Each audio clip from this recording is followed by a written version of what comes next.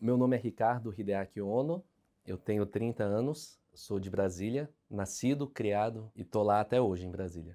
Atualmente eu sou servidor do Banco Central, eu sou técnico desde o concurso de 2010. Eu fui aprovado quando tinha 18 anos nesse concurso, fiz a faculdade de Direito e desde então resolvi estudar para procuradorias. Nesse período fui fazendo várias provas, eu estou fazendo provas, se eu não me engano, desde 2016. Obtive inúmeras reprovações, né? Então acho que isso é importante deixar claro, né, para o colega concurseiro que está estudando em casa, que não é propriamente um fracasso, mas é uma parte natural do caminho, né? A cada prova que você faz e você obtém uma reprovação, você aprende. E felizmente eu obtive também algumas aprovações ao longo desse caminho. Pelo fato de eu ter focado mais nos concursos, mas o fato é que, dentre várias reprovações, felizmente eu consegui algumas aprovações, né? Uma delas foi no concurso de analista do Ministério Público da União, que eu fiz no final de 2018 e que fui nomeado recentemente, no final de 2021. O outro concurso que eu fiz também é para a Procuradoria do município de Curitiba, que eu fiquei na 10ª colocação e eu estou aguardando a nomeação. Eu já sou o próximo candidato a ser chamado. No ano da pandemia, enfim, a gente não teve nenhuma prova e eu particularmente continuei estudando bastante, me uni a alguns amigos assim e a gente sempre se ajudando, sempre se incentivando, né? Vamos estudar, vamos continuar estudando, porque os concursos vão voltar. E de fato voltaram e voltaram com tudo. Então eu fiz assim, se eu não me engano, eu fiz 9 concursos diferentes no segundo semestre de 2021. Então foi um semestre muito intenso. E felizmente consegui alguns resultados, né? Alguns já definitivos, outros ainda provisórios, mas eu consegui aprovação na 8ª colocação no concurso da PGM Campo Largo, 8ª colocação também na PGM Jundiaí, e esses são resultados definitivos. Consegui a colocação de primeiro lugar na PGM Guarujá, só que esse também não é um resultado definitivo, né? Ainda está pendente de recurso, então tem que aguardar um pouquinho. E recentemente também na discursiva da prova da PGE Goiás, eu acabei ficando na 4ª colocação na avaliação discursiva. Então, pelo menos pelo resultado provisório, eu vou poder avançar para a etapa da prova oral. A primeira ideia é que é um projeto, eu diria, de médio para longo prazo, né? Eu acho que a gente escuta histórias realmente de pessoas excepcionais que conseguiram uma aprovação em um ano de estudos, um ano e pouco de estudos, mas para concursos, especialmente concursos de alta performance, né, é um projeto que demanda muita dedicação, né, demanda muita disciplina, muito planejamento, mas sobretudo muita paciência, né, porque é uma rotina muito pesada de estudos, mas que a gente tem que, como se fosse uma plantação, a gente planta, você tem que esperar germinar, você tem que regar, tem que cuidar, tudo tem o seu tempo de florescer. Então, eu acho que para esses concursos é a mesma coisa, você tem que começar a sua jornada e tem que levar essa jornada dessa forma, como um projeto que vai demandar um certo tempo para que ele amadureça, você esteja preparado efetivamente para enfrentar as provas, sabe? Então, por um lado, é importante você sempre buscar o autoaprimoramento, deixar mais redondo a sua forma de estudar, mas também você tem que dar tempo ao tempo, né, como dizem.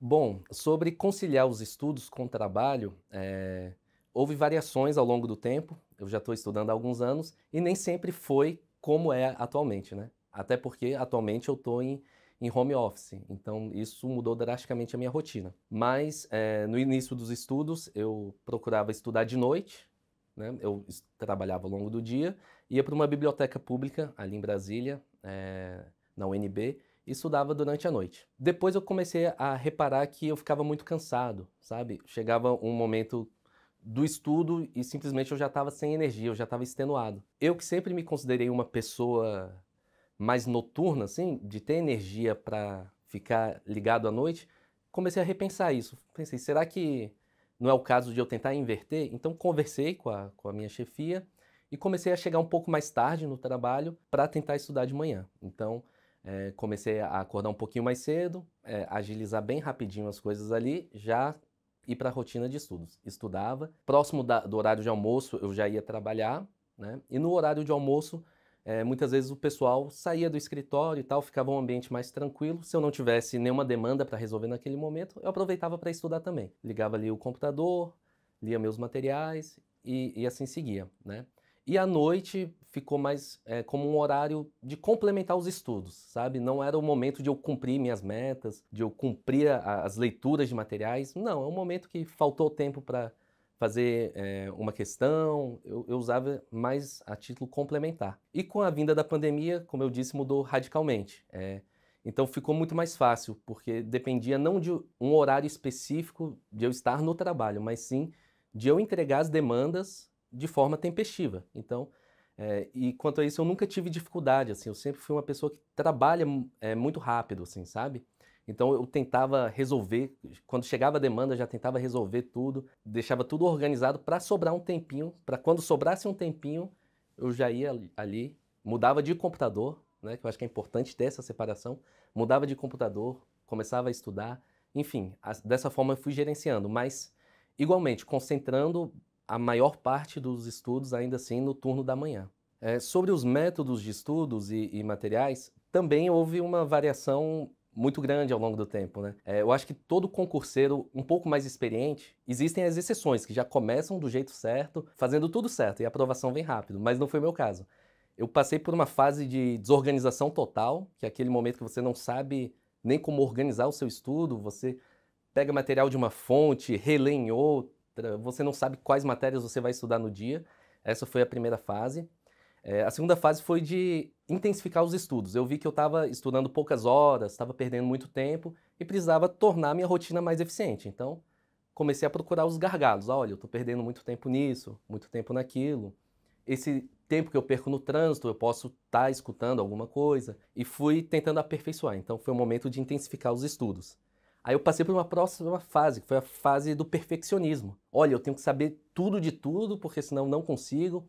Eu tenho que ler livros, doutrina, capa a capa, aquela loucura. E também o resultado, nessa fase eu estava estagnado, sabe? Sempre próximo ali da nota de corte, mas, assim, parado, assim. Então eu fui convidado a refletir novamente. Falei, puxa, o que é que eu posso melhorar? E aí que eu acho que entrei na fase mais atual do meu estudo, que é um estudo, vamos assim dizer, na medida do possível, né? Porque todo mundo tem suas limitações, mas um estudo mais pragmático, sabe?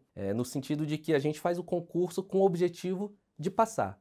E como que eu vou passar? Eu vou passar acertando questões. Então, como que eu vou fazer isso? Eu tenho que estudar aquilo que mais cai, eu tenho que treinar muitas questões, dessa forma tentar achar soluções. Então, essa é a última fase do estudo em que o estudo estava mais intenso, mas também ele estava mais focado, mais pragmático, né? E para isso, eu praticamente já não leio mais livros de doutrina. Eu tenho livros, claro, mas é mais para consultas pontuais, assuntos que eu fiquei na dúvida, que eu acho necessário aprofundar. A minha base de estudos é principalmente por PDFs, leitura de lei seca, né? Que nos concursos jurídicos é uma parte que é muito negligenciada, inclusive foi muito negligenciada por mim, mas que é primordial. E também para complementar exercícios, muitos exercícios, muitas questões da banca, ler os comentários, anotar os erros, sabe? E dessa forma, pouco a pouco ir melhorando e assim, tapando os buracos, né, que ficam pelo caminho. Eu acho que é impossível um concurseiro aqui no país que nunca tenha ouvido falar do Estratégia, né? Quando você ouve falar de concurso público, naturalmente você conhece o Estratégia. Eu acho que, como eu disse, é impossível você não conhecer, né? Então, eu conheço o Estratégia, na verdade, eu acho que desde o surgimento, né? Porque quando eu fui aprovado no Banco Central, em 2010, alguns colegas falaram, como que você estudou e tal? Eu estudei por PDFs. Isso era uma novidade. Eu falei, PDF? Nossa, que coisa diferente, nunca tinha ouvido falar. E eu lembro que pouco tempo depois, assim, eu comecei a ver alguns colegas estudando com aquela corujinha do lado, sabe? Do Estratégia. Eu falei, nossa, que bacana e tal esse curso. Desde então eu conheço o Estratégia, tenho acompanhado a trajetória, né, do curso. E para esse concurso de analista do MPU, inclusive, que eu fui nomeado recentemente, eu me lembro de ter adquirido materiais do Estratégia, sabe?